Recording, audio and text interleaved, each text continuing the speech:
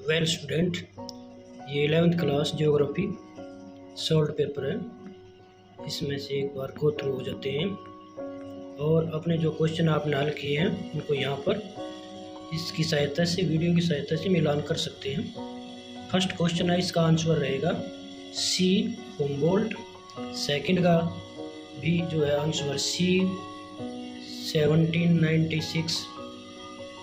इसके बाद आते हैं थर्ड क्वेश्चन का आंसर रहेगा डी साल्ट। फोर्थ क्वेश्चन का आंसर रहेगा बी कर्क रेखा। इसके बाद आते हैं फिफ्थ क्वेश्चन, सबसे छोटा महासागर, यहाँ पर आंसर रहेगा सी आर्कटिक। सिक्स्थ क्वेश्चन का आंसर रहेगा डी जनवरी। सेवन्थ क्वेश्चन का सही आंसर रहेगा सी 82 डिग्री 30 मिनट ईस्ट, जहाँ से भारत का समय जो है मापा जाता है। इसके बाद आठवां क्वेश्चन है लोकटक लेक मणिपुर में।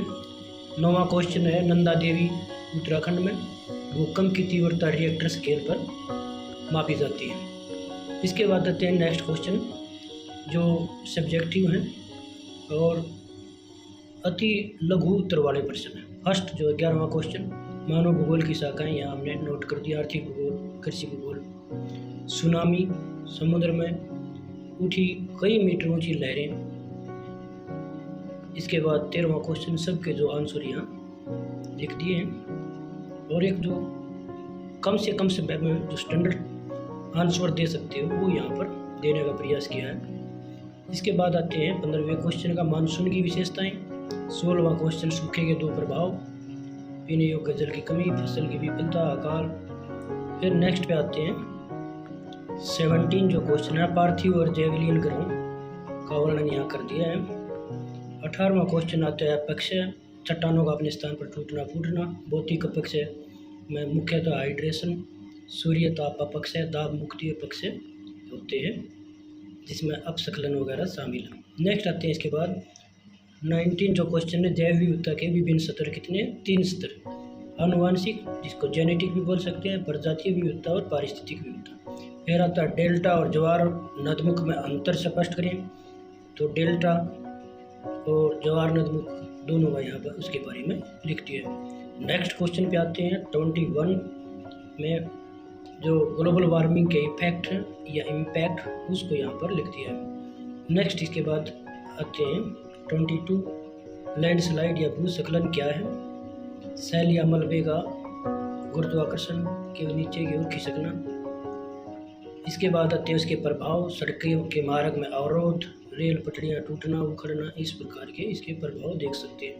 नदियों के रास्ते में बदलाव या बाढ़। फिर आते हैं हम जो दीर्घोत्तरीय प्रश्न है 23, इसमें आंसर दिया है पृथ्वी की आंतरिक संरचना का वर्णन। यहाँ इसका आंसर और इसका जो उसके साथ डायग्राम है वो भी। इसके बाद वायुमंडल की संरचना की व्याख्या करें।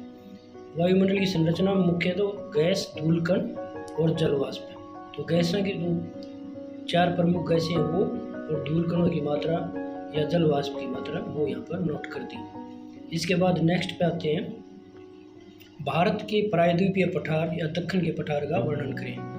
वो यहाँ पर एक जो स्टैंडर्ड आंसर है कम शब्दों में और लगभग पूरा वर्णन यहाँ उसके बारे में कर दिया। इसके बाद नेक्स्ट सेक्शन पे आते हैं मानचित्र का।